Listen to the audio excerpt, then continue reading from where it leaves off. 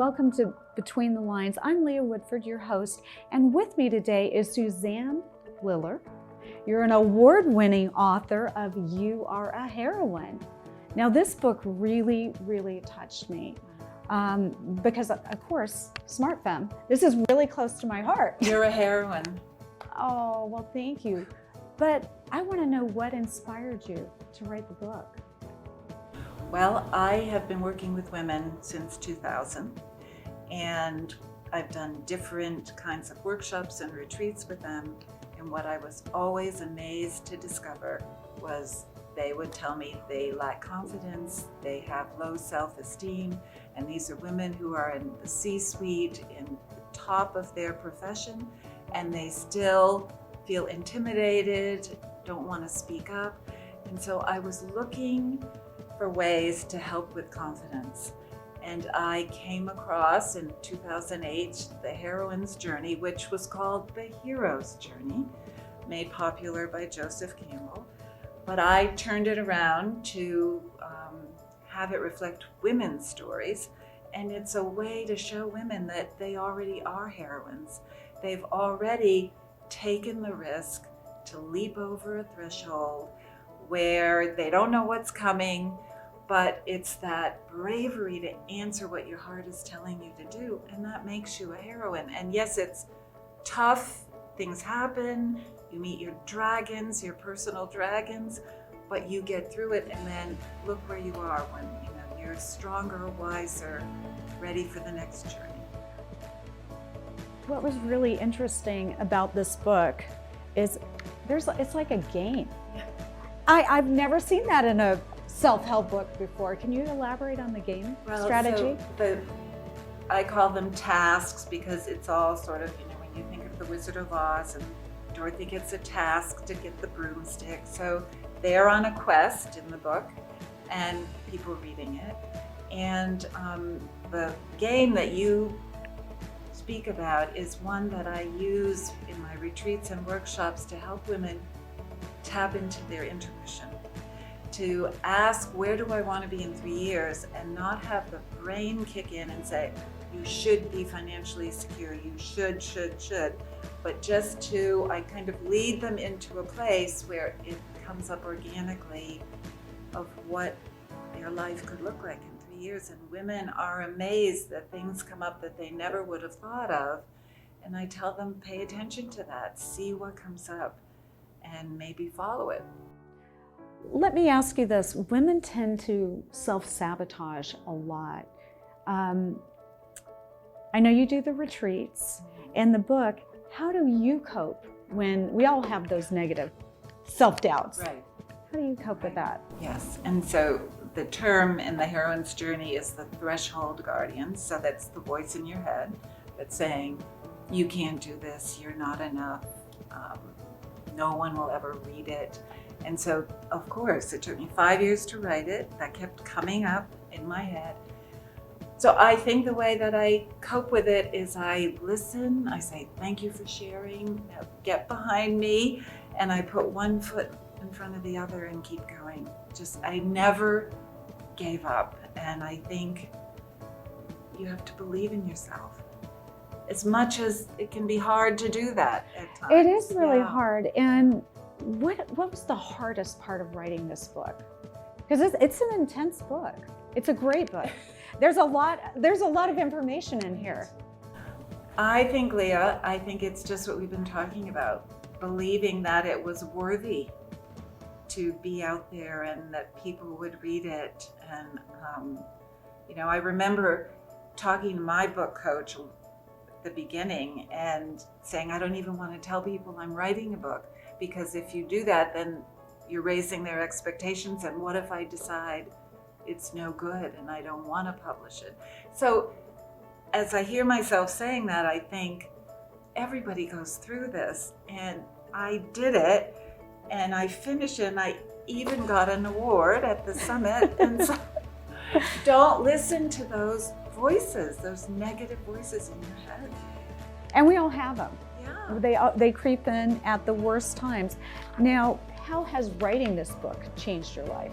Oh, so it's given me confidence that I can if I look at myself and say, I took a journey to write the book, I met my dragons and I came out the other end, I accomplished it, it's given me more confidence. But what's interesting is here I am at the brink of another journey, because you publish it, you write it, you publish it, and then it's, now what? Right. Now what do I do? And so I'm working on that. I'm hiring a coach to help me at your recommendation, and you need help.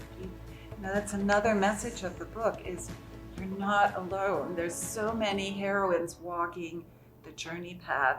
We're doing it together.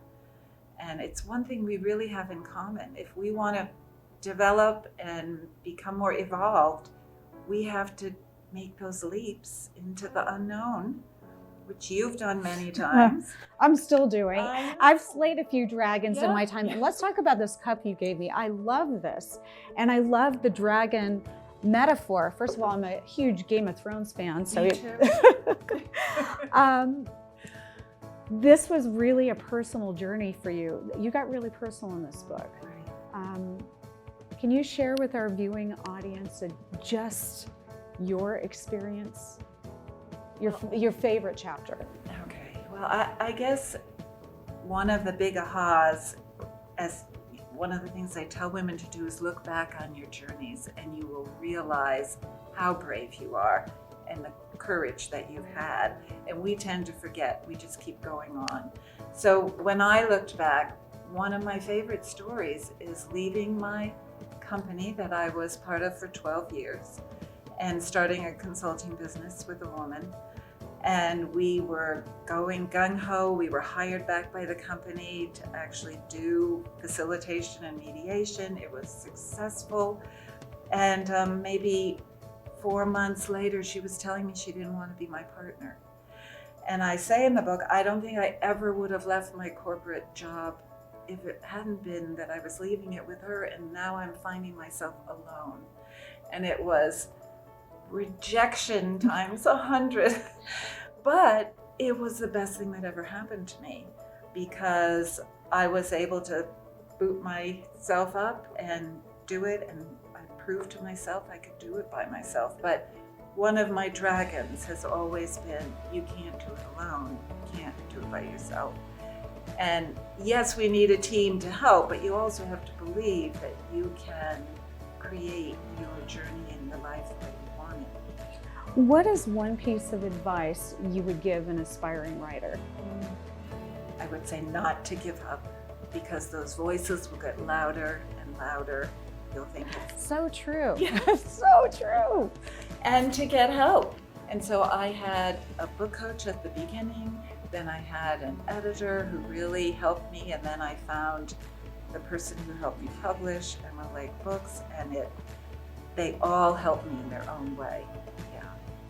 Now, Susanna, if you could go back and talk to your 21-year-old self, what would you say?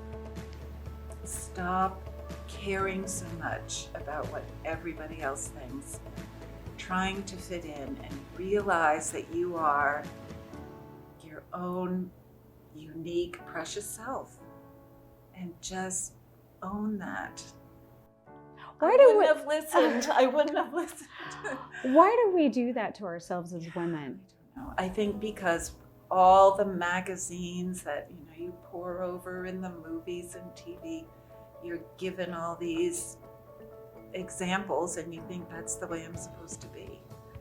How many times did I used to straighten my hair and iron it, because curly hair wasn't in when I was 21 years old, and now I've accepted I'm a curly-haired girl. And a beautiful curly-haired girl. Thank you.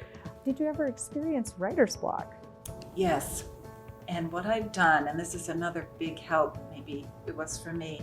So Julia Cameron, The Artist's Way, recommends 3 pages of morning pages, just dumping on the page all your thoughts. And it's a way to take all those critical thoughts, dump them on the page to get rid of them. She calls it vacuuming out your brain.